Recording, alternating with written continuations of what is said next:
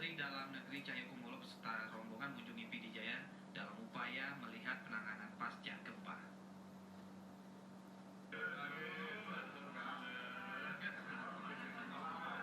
Setibanya di Bandara Internasional Sultan Iskandar Muda Aceh sekitar pukul 10.30 WIB, Mendagri disambut PLT Gubernur Aceh Sudarmo. Mendagri tidak sempat diberikan penjelasan, melainkan menuju PD Jaya untuk melihat langsung upaya penanganan pasca gempa. Sebagaimana diketahui menurut Asisten Gubernur Syahrul Badarudin dan Zulkifli AS, pemerintah Aceh melalui Badan Penanggulangan Bencana telah membuka tenda posko dan pengungsi, tenda keluarga, bantuan logistik maupun Rex Tower serta alat evakuasi gempa. Melihat langsung karena nanti sore Pak Presiden akan datang dari Bali jam 2, ya kira-kira jam 17 lewat nanti akan ke Aceh langsung. Beliau akan kami negeri akan melihat langsung lapangan mungkin sebagai laporan beliau kepada Presiden dan melihat secara langsung bagaimana penanganan yang telah dilakukan, baik itu jalannya pemerintahan maupun jalannya penyelamatan manusia di akibat gempa ini. Tinggal sekarang tanggap darurat pasca kemudian baru rehab rekor, ya kan? Ini semua stakeholder akan menangani ini. Kemudian dalam konteks dengan ini teman-teman dari berbagai sektor termasuk Badan Penanggulangan Bencana Aceh itu sedang mendata juga, ya. Seperti hari ini sudah ada data dilaporkan PLT tadi, PLT melaporkan Menteri Dalam Negeri bahwa data-data kita dalam segala aspek termasuk pendidikan yang paling pendidikan, data kita nggak boleh dibiarkan dia nggak ada belajar. Jadi proses belajar mengajar harus dilakukan. Nanti bagaimana solusinya tentu akan dibuat, apakah itu teknik, pokoknya yang sesuai dengan proses belajar mengajar tidak terhenti. Sementara anggota DPR RI Dapil Aceh Nadir Jamil juga telah berkunjung ke PD Jaya.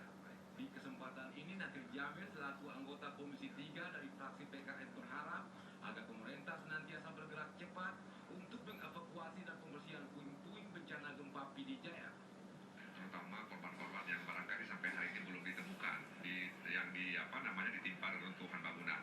Nah, katanya pemerintah menurut saya hari ini harus dilakukan adalah pertama bagaimana membangun posko penampungan warga-warga yang kehilangan tempat tinggal karena mereka khawatir terjadi gempa susulan. Yang kedua, pemerintah menurut saya harus segera menurunkan alat-alat berat yang banyak sehingga kemudian bisa mengevakuasi dan kemudian meratakan bangunan-bangunan yang runtuh tersebut sehingga bisa ditemukan apakah ada mayat atau tidak di dalam reruntuhan tersebut.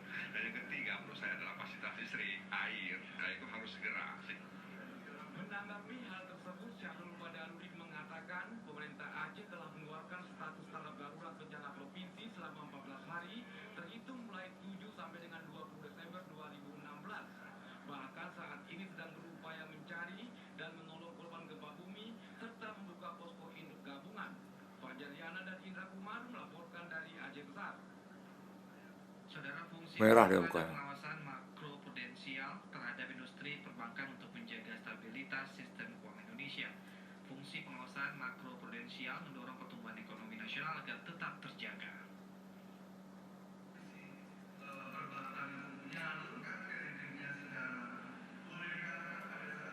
Bank Indonesia memiliki kewenangan di bidang pengaturan dan pengawasan makroprudensial dan selaku otoritas turut menjaga stabilitas sistem keuangan.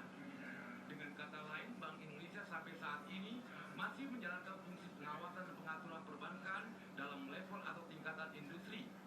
Kewenangan pengaturan dan pengawasan perbankan didasari pada Undang-Undang 21 tahun 2011 tentang OJK, di mana tetap dilakukan oleh Bank Indonesia bersifat makroprudensial. Sedangkan pengaturan dan pengawasan perbankan yang dilakukan OJK bersifat mikroprudensial. Bank Indonesia mengadakan kuliah umum bersama mahasiswa Fakultas Ekonomi Indonesia, dosen, instansi pemerintah, perbankan, dan beberapa perguruan tinggi menggali pemahaman makroprudensial bertemakan BI penjaga stabilitas ekonomi bangsa. Deputi Direktur Kepala Perwakilan Bank Indonesia Provinsi Aceh Ahmad Farid mengatakan diskusi mengajak peserta memahami pasca peralihan fungsi pengawasan perbankan dari BI ke Otoritas Jasa Keuangan. Banyak persepsi di masyarakat bahwa BI tidak lagi melakukan pengawasan perbankan. Kuliah umum yang berlangsung di Auditorium Fakultas Ekonomi Indonesia dimoderatori Deputi Gubernur BI Erwin Wijanto dan Filianingsi Endarsa, Kepala Departemen Kebijakan Makroprudensial, sekaligus dihadiri Ahmad Ananda Indra Kumar melaporkan.